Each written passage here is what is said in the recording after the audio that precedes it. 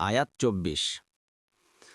يوم تشهد عليهم ألسنتهم وأيديهم وأرجلهم بما كانوا يعملون। অনুবাদ: যেদিন তাদের বিরুদ্ধে সাক্ষ্য দেবে তাদের জিহ্বা, তাদের হাত ও তাদের পা তাদের কৃতকর্ম সম্বন্ধে। তাফসীর: ১ নং ফুটনোটের বিবরণ। অর্থাৎ যেদিন তাদের বিরুদ্ধে স্বয়ং তাদের জিহ্বা ও হস্তপদাদি কথা বলবে ও তাদের অপরাধসমূহের সাক্ষ্য দেবে।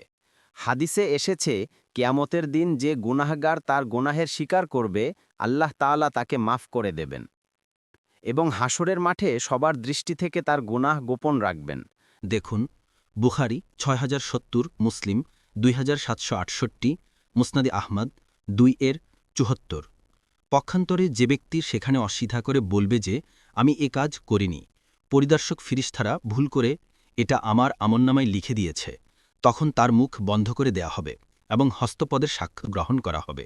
তখন তারা বলবে এবং সাক্ষ্য দেবে। দেখুন মুসলিম ২৯৬৮, ২৯৬৯।